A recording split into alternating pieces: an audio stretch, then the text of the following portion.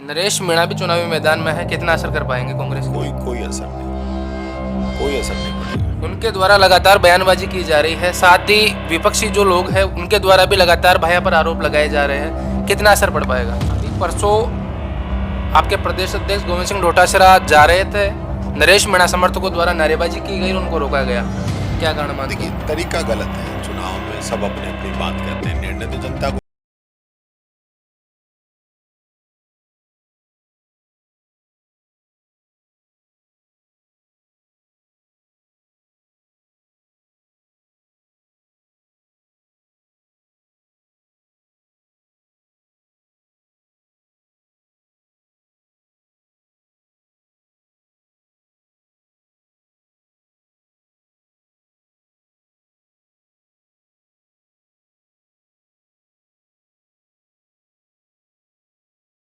चेतावनी दे दी कि कांग्रेस के नेता यहाँ आए तो सही।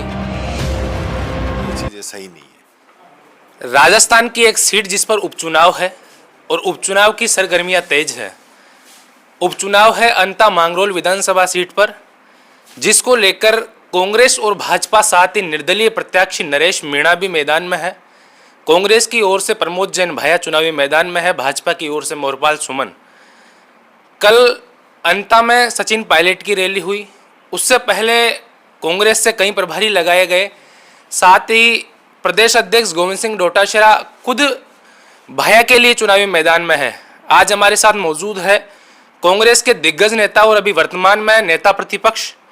आइए जानते हैं आगामी इनकी चुनावी रूपरेखा क्या है, क्या रणनीति है और किन मुद्दों को लेकर ये चुनावी मैदान में उतरे हैं। देखिए,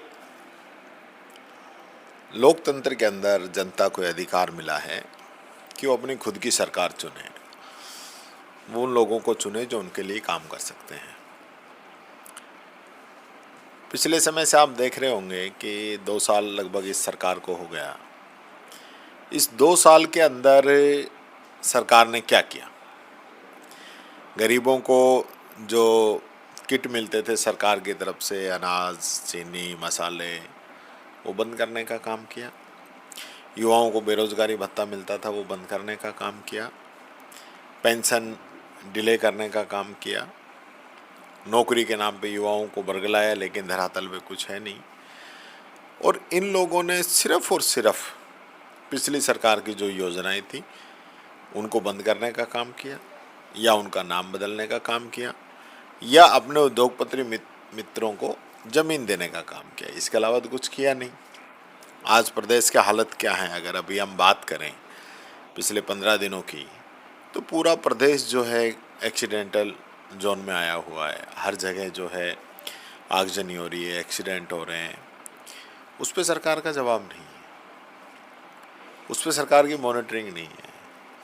तो जो काम सरकार को करना चाहिए वो तो कर नहीं रहे हैं, और जो नहीं करना चाहिए उसकी बयानबाजी चल रही है। अब इनके सरकार के सचेतक हैं, वो तो ये कह रहे हैं कि भाई ये तो भविष्यवाणी हुई थी कि भाई आगजनी होंगी इसलिए ये हो रही है, सरकार का इसमें कोई दोष नहीं है। तो ये जब पूरे इस प्रकरण में एक इंस्पेक्टर को आप लोगों ने सिर्फ लाइन हाजिर कर दिया, तो आप समझ रहे हैं कि इतने लोगों की जान वापस आ जाएगी। सैकड़ों लोग गए, और कोई ऐसा दिन नहीं जाता है जो पूरे प्रदेश में लोगों की जान नहीं जाती। अगर हम अंता की बात करें, प्रमोद जैन भाया जी ने परवन योजना से लेकर आप देखेंगे कि गरीबों के बच्चों की शादी के लिए, हॉस्पिटल में लोगों की मदद के लिए, इलाज के लिए, बच्चियों की स्कॉलरशिप के लिए, गरीब लोगों की स्कॉलरशिप के लिए, गौ माता के लिए और गरीब लोगों के लिए कोई कमी नहीं छोड़ी काम करने में। हमारी सरकार ने कोई कमी नहीं छोड़ी। शहरिया जाति के लिए अलग से, चाहे मनरेगा की बात हो, अलग स्कीमों की बात हो, इन लोगों ने तो अभी तक जो SC SP का फंड है उसके अंदर कोई मदद नहीं की। ST के लिए जो 2000 करोड़ रुपए का फंड था उसमें कोई मदद नहीं की। कोई जो एक ऐसी सरकार है जो जिसका उद्देश्य गरीब जनता की सेवा नहीं करना, बल्कि सिर्फ और सिर्फ बड़े बड़े बातें करना, बड़े बड़े दावे करना, इसके अलावा तो कुछ है नहीं। तो वो सारी चीज़ें जनता के सामने आ गई। जनता अभी जान गई है कि कौन लोग थे जो ये कहते थे किसान की आमदनी दुगनी करेंगे, लेकिन आज आधी आमदनी भी किसान की नहीं छोड़ी है। 2 करोड़ युवाओं को रोज़गार हर वर्ष देने की बात करते थे, आज बेरोज़गारी दर जो है चरम पे है।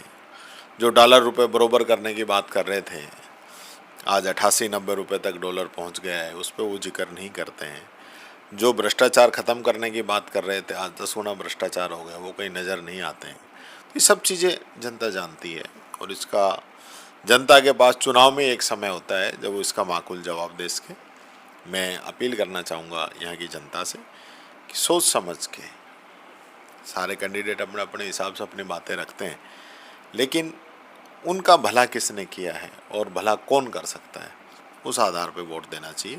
कांग्रेस पार्टी इससे अच्छी पार्टी कोई हो नहीं सकती। हमारे नेता राहुल गांधी जी गरीबों के लिए देश के अंदर घूम रहे हैं। आज ये लोग वोट चोरी करके सत्ता के अंदर आ रहे हैं। कल राहुल गांधी जी ने बताया किस प्रकार से विदेशी मॉडल के जो है यहाँ पे फर्जी वोट हरियाणा के अंदर बने हुए हैं।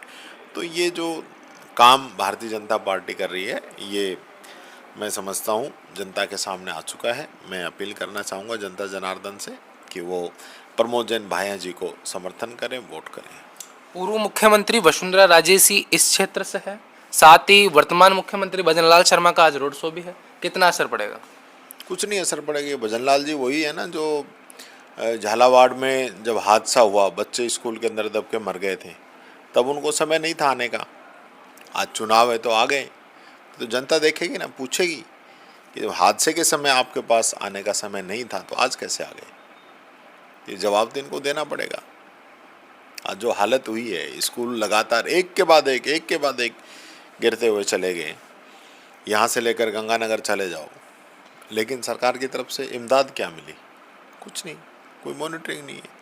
अब कह रहे हैं हम ड्रेस चेंज करेंगे, हम स्कूलों का रंग चेंज करेंगे, हम साइकिलों का रंग चेंज करेंगे, हम बस्तों का रंग चेंज करेंगे, हम पाठ्यक्रम को चेंज करेंगे। अरे वो सब तो करोगे, पर स्कूल के कमरे हैं क्या आपके पास? उस पर कोई जवाब नहीं। आपके जो नेता है वो लगातार बयानबाजी करते रहते हैं, कहते रहते हैं कि हमारी योजनाओं का नाम चेंज किया। क्या कारण है इस सरकार ने योजनाओं का नाम चेंज किया? इनके पास करने को कुछ नहीं है ना। जब आदमी कुछ नहीं कर पाता तो फिर वो अपने परिजनों पे, बड़ों पे यही आरोप लगाता है आपने हमारे लिए क्या किया है, या वो नाम बदल लेता है। वही काम ये कर रहे हैं। जो इतना मजबूत लोकतंत्र कांग्रेस ने दिया, उसके बाद ये कांग्रेस को कहते हैं इन्होंने क्या किया।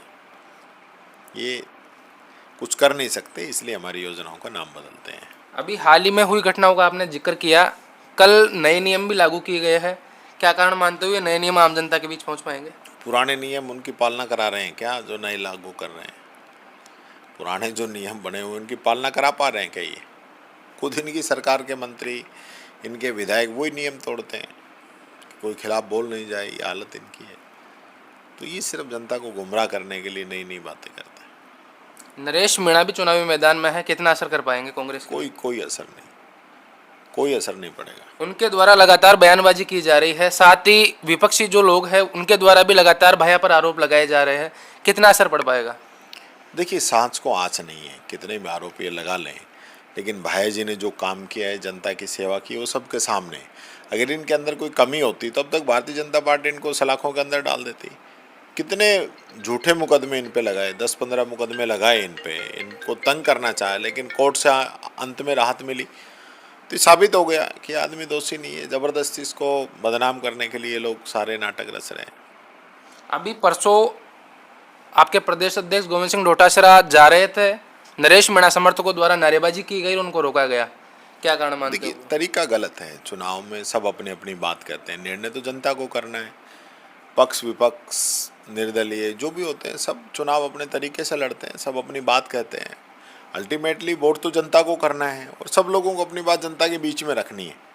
तो ये नहीं होना चाहिए। और इस प्रकार का जो है, मैं समझता हूँ चुनाव ऐसे ऐसे भी राजस्थान के अंदर हुए हैं कि पक्ष और विपक्ष दोनों प्रत्याशी मिल भी जाते हैं तो एक दूसरे का मान सम्मान करते हैं। वो अपने रास्ते वोट मांगते हैं, वो अपने रास्ते मांगते हैं। तो नरेश जी अपने हिसाब से वोट मांगे, हमें अपने हिसाब से मांगने दें। इसमें ऐसा नहीं होना चाहिए। उन्होंने तो टिकट बंटवारे के बाद ही चेतावनी दे दी थी कि कांग्रेस के नेता यहाँ आए तो सही। नहीं, ये चीज़ें सही नहीं है। क्या लोकतंत्र में ये चीज़ें जरूरी है? इन लोकतंत्र में तो सब लोगों को मान सम्मान इज्जत देनी पड़ेगी, सबको साथ लेके चलना पड़ेगा। कल नरेश मीणा का कार्यक्रम भी था सीसवाली में और सचिन पायलट का कार्यक्रम भी था, रद्द कर दिया गया, क्या कारण है? उनका तो मैं क्या कह सकता हूँ, पायलट साहब का अच्छा कार्यक्रम हुआ है, ज़बरदस्त, और जनता का खूब समर्थन मिला है। आगामी समय में आपके क्या क्या कार्यक्रम है यहाँ? मैं तो यहीं हूँ, 4 दिन तक जनता के बीच में गांव-गांव डाणी जाएंगे। कांग्रेस की जो नीतियां हैं उनको जनता के बीच में पहुंचाने का काम करेंगे। क्या प्रमोद जैन भैया चुनाव जीत रहे हैं? 1000%। कितने वोटों से? अच्छे बहुमत से, अच्छे बहुमत से। तो ये थे राजस्थान के नेता प्रतिपक्ष। इन्होंने बेबाकी तरीके से अपनी बातचीत जारी रखी। बातचीत में जो यहाँ के मुद्दे हैं, लोकल लोगों की क्या राय है, वो भी हम आपको वीडियो के माध्यम से दिखा रहे हैं। देखते रहिए आपका अपना चैनल JDP न्यूज़।